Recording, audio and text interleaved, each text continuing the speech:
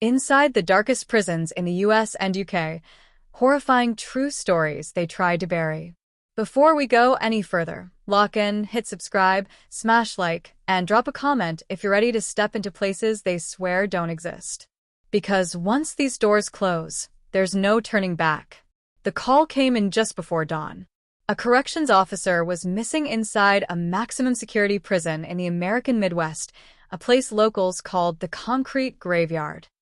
His radio was found still switched on, humming with static, abandoned near an isolation wing that officially housed no one. By the time internal response teams sealed the unit, the prison was already awake with panic. Inmates were banging on steel doors. Guards were shouting conflicting orders. And somewhere deep inside the facility, a silence settled that felt deliberate, like someone was waiting.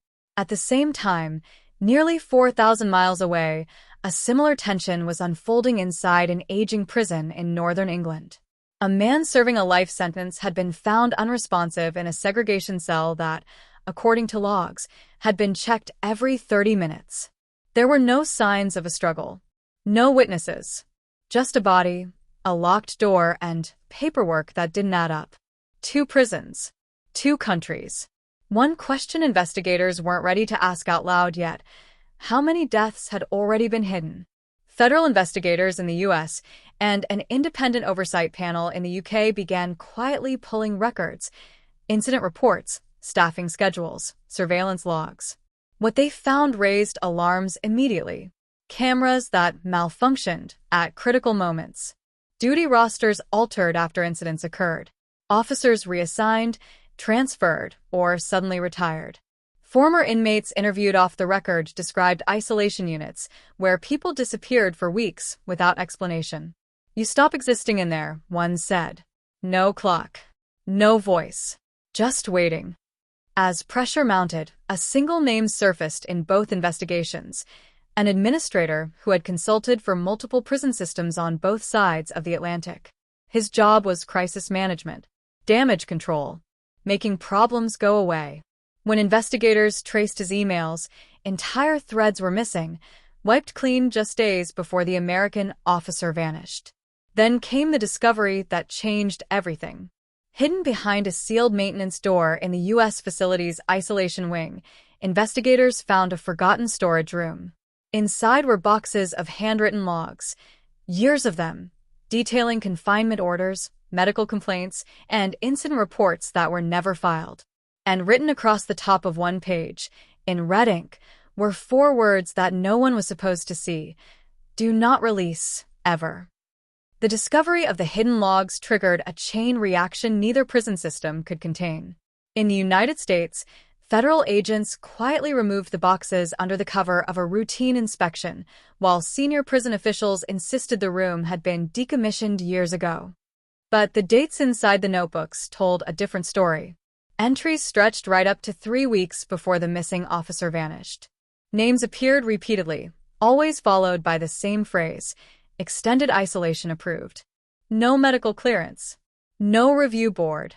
Just a signature that matched the same administrator now under scrutiny overseas. In the UK, investigators faced a wall of silence. Officers who had worked the segregation unit suddenly declined interviews.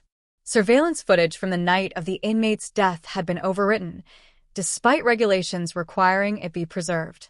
When an oversight officer pushed back, her office was broken into.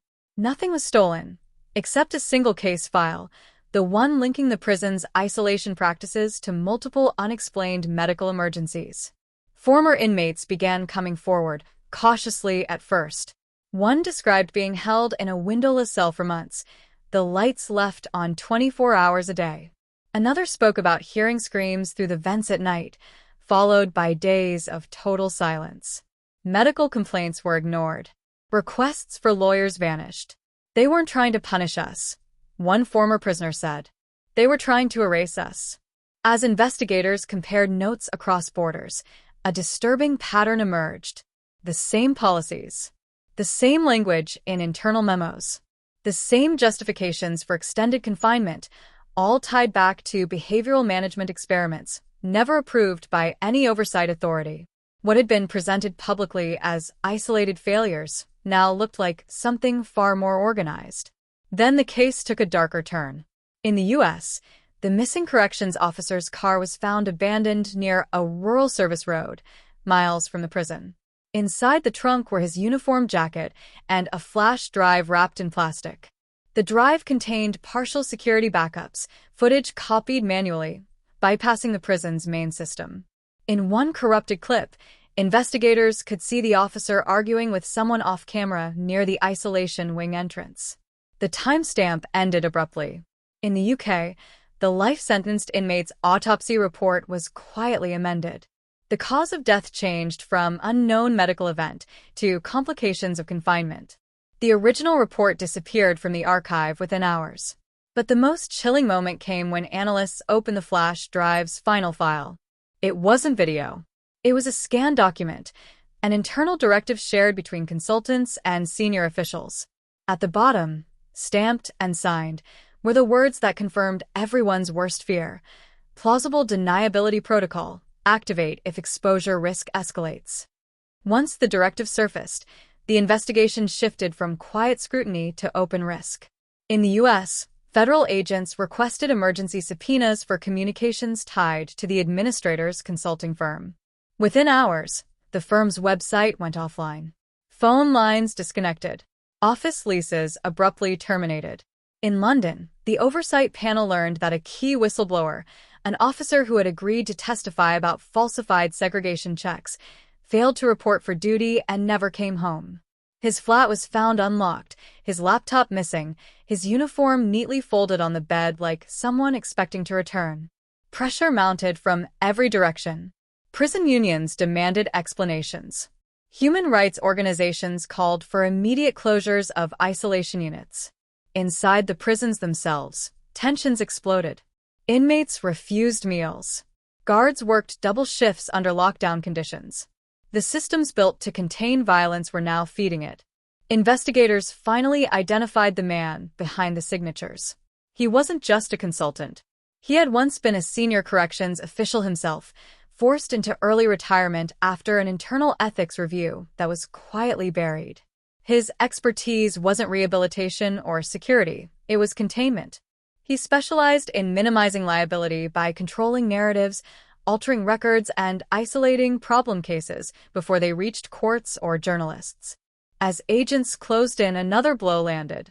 In the U.S. facility, a guard collapsed during a night shift in the same isolation wing where the missing officer's radio had been found. He survived, but his statement rattled investigators. He claimed he'd been ordered to check a cell that didn't exist on any official map. When he questioned it, his supervisor told him to follow the old layout. That layout, investigators later learned, predated modern oversight requirements.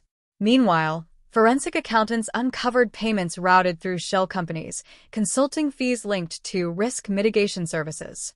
The recipients weren't just administrators. They included medical contractors and external inspectors. The safeguards meant to protect inmates had been compromised from the inside out. Then came the threat. An anonymous message landed in an investigator's inbox, sent simultaneously to teams in both countries. No signature. No demands. Just a single sentence. You are repeating mistakes that cost others their careers and their lives. Hours later, the administrator's name appeared on a departure manifest for a private flight scheduled to leave a small regional airport in southern England, bound for a country with no extradition treaty. Authorities moved fast, coordinating across borders. But when officers arrived at the airfield, the plane was still warm on the tarmac, engines recently shut down, cabin empty. And inside the terminal trash bin, discarded like an afterthought, was a visitor badge bearing his name, stained with blood that wasn't his. The blood-stained badge turned the case from corruption to catastrophe. Forensic analysis confirmed the blood belonged to the missing UK prison officer, the whistleblower who had vanished days earlier. CCTV from the regional airport revealed fragments of the truth.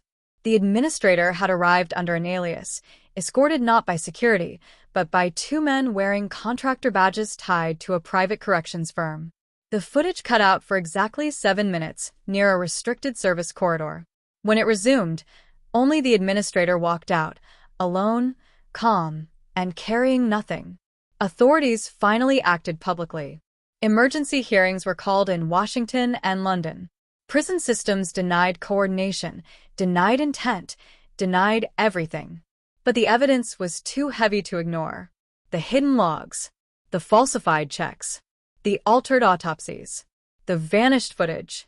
What had started as isolated deaths was now exposed as a long-running strategy, silencing liability by burying people inside systems designed to make them invisible. The administrator was arrested 48 hours later in a coastal town in southern Europe, living under a false name. When questioned, he said almost nothing. He didn't deny the documents. He didn't deny the isolation units. He simply claimed he was following institutional expectations. He insisted the prisons demanded results, quiet prisons, low lawsuits, no headlines. And he delivered. Trials followed, but not the kind the public expected. Some officials resigned quietly. Others were reassigned.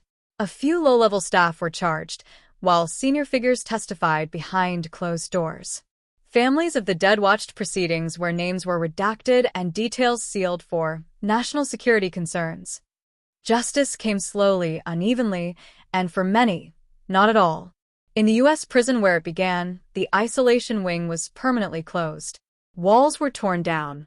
New oversight rules were announced with press conferences and promises.